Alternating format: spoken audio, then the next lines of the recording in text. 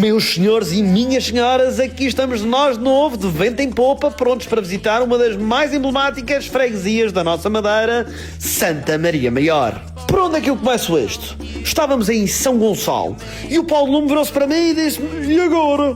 Agora deixar o carro rolar, vareda abaixo, carregar o travão, mas sempre me disseram que é preferível travar com o motor.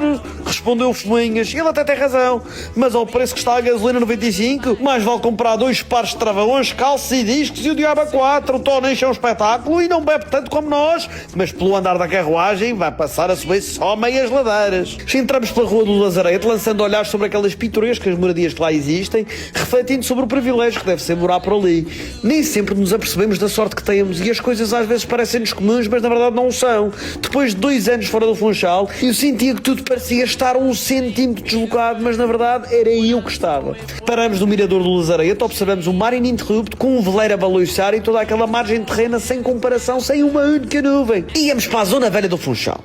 Ela é um verdadeiro centro cosmopolita, um ponto obrigatório de visita para o turista e um espaço de retiro, de cultura, de artes e de lazer para o local. O meu quintal, o meu jardim, a minha piscina e o seu valor simbólico para mim ultrapassa o racional. Comecei pelo normal, percorrer aquelas quadras que se cruzam e entrelaçam de forma labiríntica, onde é possível entrar num lado e sair do outro e há sempre uma coisa nova para ver. Há quem diga que é o nosso bairro alto, mentirosos. A nossa zona velha que é o bairro alto deles. Sentia-me um verdadeiro Anthony Bourdain no episódio do No Reservations e dei por mim a parar em cada porta para contemplar cada intervenção artística que por ali existia.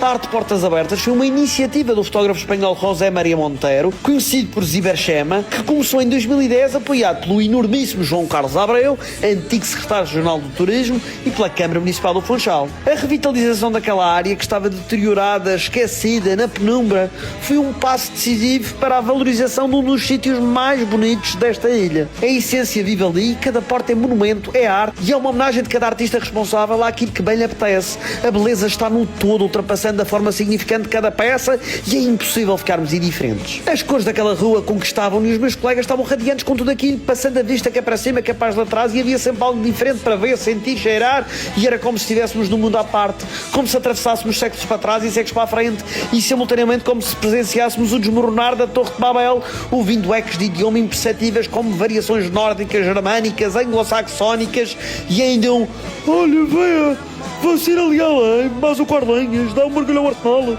E eventualmente nós também iríamos, mas primeiro havia que dar continuidade à visita às portas, começando pela primeira na Rua de Santa Maria, uma autêntica biblioteca que abre portas para a tasca literária Dona Joana Rapo Peixe, concebida pelo ilustre Marcos Milevski. O nome Tasca Literária Dona Joana Rapo Peixe provém da obra com o mesmo nome, que é uma homenagem a agentes que viviam na Zona Velha, escrita por esse nome incontornável da cultura madeirense, de quem já vos falei, João Carlos Abreu, também fundador deste restaurante. Hoje o proprietário é João Paixão, que agarrou com honra e orgulho o projeto de restauração, convidando-nos de imediato a sentar e a desfrutar dos seus poemas e contos gastronómicos. Comecei por observar o que se passava na cozinha, onde se encontrava o chefe Vítor Gonçalves, o nosso narrador gastronómico, que nos ia contar uma história de sabor. Como qualquer história, a nossa começa com: era uma vez uma garrafa de vinho branco. Pois antes mesmo de chegar qualquer prato, a malta já estava a molhar o bico com a pomada da casa para ajudar à crítica gastronómica. Desculpas, toda a gente sabe que os escritores todos usam pomada de manhã à noite, nós ao menos é só na refeição. Mentira! É quando apetece, mas olha, também somos novos, ainda não chegou o reumatismo. Num instante chegou-nos uma salada de abacate e camarão, cujo aspecto era uma autêntica comédia divina, um por quem os chinos dobram, de camarão e abacate. Até o Fuminhas que não passa cartão às saladas antes de se possa a garfada. Calma! Primeiro experimento eu. Absolutamente incrível. A coisa da terceira ficou fascinada com o prato e não tardou a acabarem as páginas do prefácio. Para o primeiro capítulo chegaram vários protagonistas do mar à fábula, mista de peixe e marisco, com dourada, grelhada, mexilhosa e camarão, numa travessa que era uma autêntica epopeia do herói palático. A dourada estava grelhadinha, fresquíssima, e os mexilhões e o camarão davam um ritmo àquela prosa. Se há coisa que a tasca literária Dona Joana Rapo Peixe sabe fazer, é dar cor às palavras e veracidade aos parágrafos, e este era um autêntico ponto de exclamação. Os legumes e a batata doce que o acompanham eram vírgulas essenciais, e ao experimentar todas aquelas coisas, dei por mim a utilizar onomatopeias para descrever o tão bom que era. O peixe separava-se com a facilidade da pele e simultaneamente nenhuma espinha encontrei. Não houve absolutamente nada que não cumprisse as regras gramaticais da cozinha portuguesa. Impressionante. Para o segundo capítulo, o chefe Vítor quis acrescentar algum sangue à narrativa e trouxe-nos uma carne Angus, laminada num empratamento uma vez mais excelente, com um toque floral, introduzindo uma sinestesia à leitura, onde quer o olfato, quer a visão, e depois o paladar fez-nos render e batalhar por cada fatiga, como o sumo Tzu nos ensinou na arte da guerra. As batatinhas que coexistiam com o prato não eram personagens secundárias, muito menos a salada com pinto, tomate, cenoura e alface. E o molho era um perfeito Sancho Pança para o nosso Dom Bife Quixote. Olhava para os meus colegas e o Scooby-Doo perdido nas minhas metáforas literárias parecia viver na obra O Estrangeiro, de Albert Camus, enquanto o Fominhas parecia ter encarnado o Winnie the Pooh. O que eu sei é que quando chegou a sobremesa composta por maracujá e ananás pulverizado com canela e com uma bola de gelado de baunilha do Madagascar, ouvi-se um por todos e todos por um, e em jeito de Alexandre Dumas abri-se ao ataque. Mais uma capa de sonho ilustrada pelo chefe e um verdadeiro ponto final nesta belíssima história digna do Prémio Nobel da Literatura Gastronómica. Foi um verdadeiro saramago para os estômagos e este cá não sai das escolas de gastronomia. Toda a experiência na tasca literária é um hino ao bem comer e ao comer bem, e o João Paixão, bem como o chefe Vítor, mantém aceso um dos faróis gastronómicos de excelência deste centro histórico à beira-mar. O chefe Alberto tínhamos gostado tanto, convidou-nos para a seguida em ir ao Story Center Restaurante. Por que não? Claro. Mas antes, vamos passear mais um bocadinho. A algures da Casa da Terceira estava maravilhada com as nossas frutas que encontrou lá no supermercado junto ao Madeira Story Center. Bem, havia tudo: abacate, maracujá, arroz, clementina, kiwi, mamão, mango e baby mango, granadilha, pitaia, ameixa, nona, ananás, uvas, banana, maçã e banana, ananás e tantas outras, nem esqueci o nome. Só sei que era tudo regional, tudo fresco, e apetecia-me levar tudo e mais alguma coisa. Ainda dei por mim a agarrar uma cana de açúcar e em conjunto com os meus colegas repetimos a história da cana. Primeiro planta-se a cana, depois corta-se a cana e depois chupa-se a cana. E foi para isto que se fez o 25 de Abril. O supermercado do Madeira Story Center ainda é grande e possui tudo e mais alguma coisa, priorizando marcas regionais desde começados, mel de abelhas, bolo de mel e uma secção de vinhos e bebidas como poucas há por aí. Decidimos visitar o Madeira Story Center passando por um vulcão logo na entrada, que funciona como uma introdução àquilo que é a história da Madeira. No segundo andar, ao virar da esquina, apanhou um susto com os bonecos de cera. As três figuras principais, João Gonçalves Arco, Sebastião Teixeira e Bartolomeu Postrelo. Espera, o Bartolomeu é parecido com um tio meu que emigrou para a Venezuela, casou com uma mulher coxa do coração, depois ela meteu-se com um pescador da lagosta Carimbenho, largou e olha, nunca mais soube dele. Oh, Scooby, claro. E já há umas décadas à frente, o Madeira Story Center tenta retratar a história da colonização e do ouro branco, o açúcar. O Scooby nunca tinha visto um pão de açúcar, achava que aquilo era daqueles cones que a gente joga ao arco. Deve achar que está na feira, que eu saiba, o parque de diversões já não era o Almirante Rãs. Mais à frente havia mais bonecos de cera cheios de garrafas do Madeira Wine, ora. E assim nem sequer perguntei se dava para dar um golinho. Nem uma gota restava naquelas garrafas, tarraços.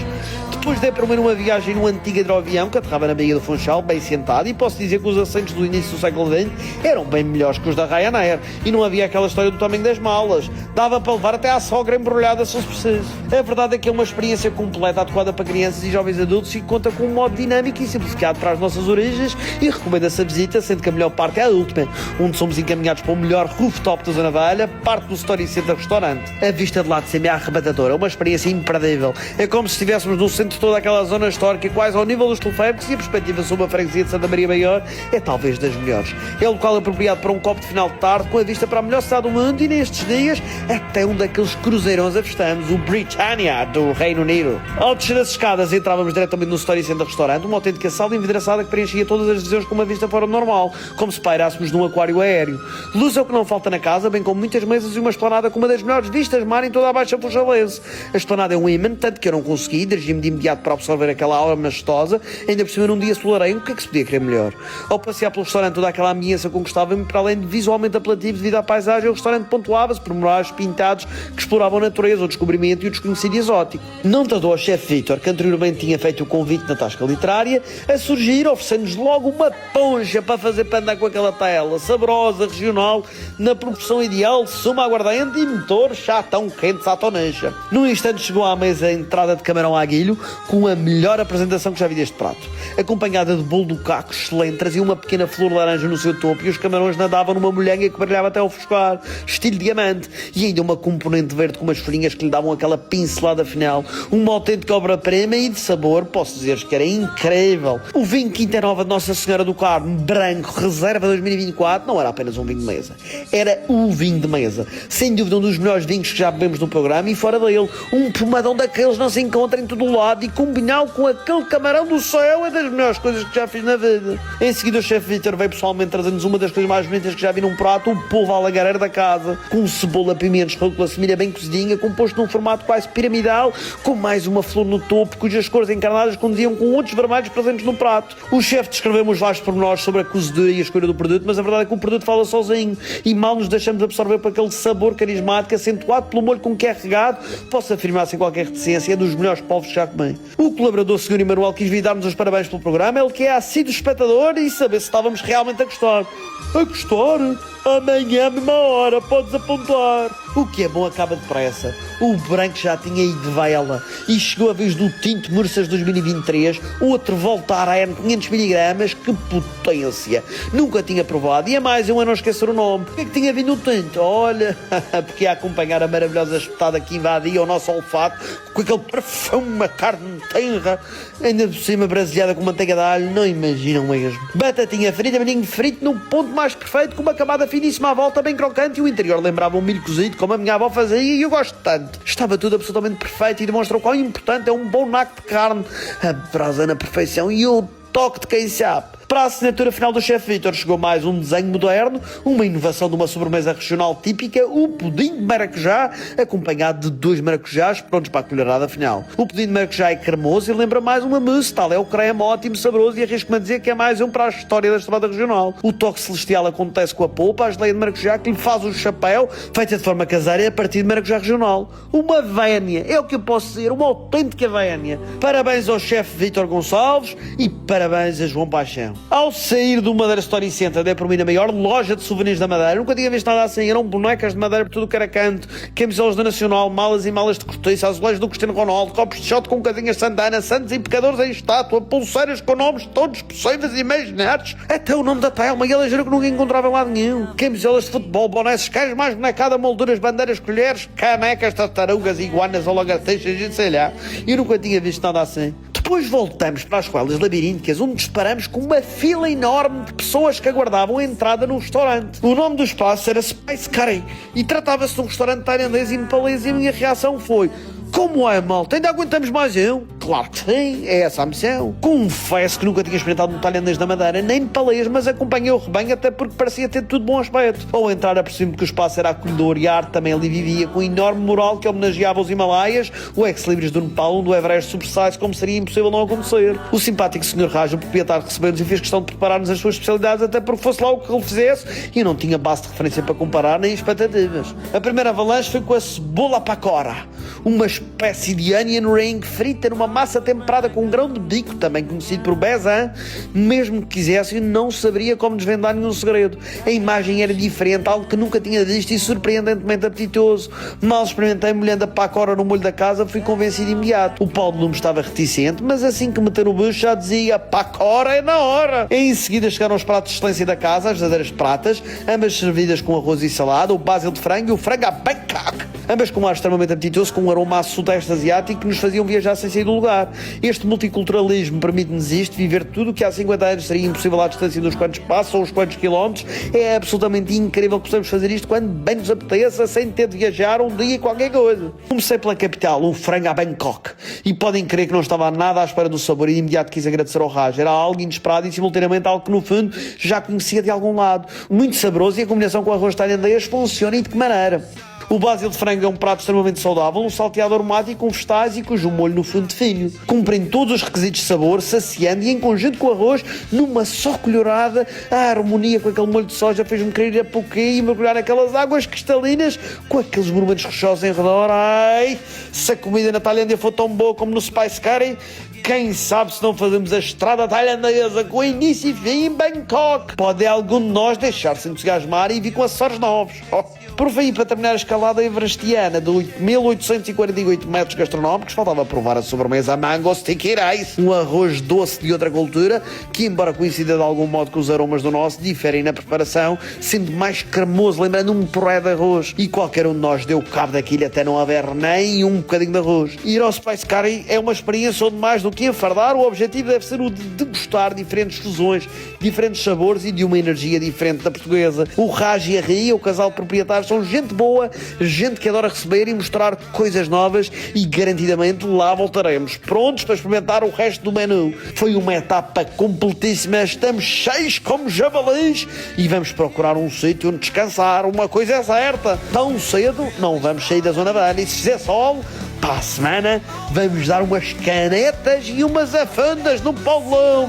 Sim, que até para a semana!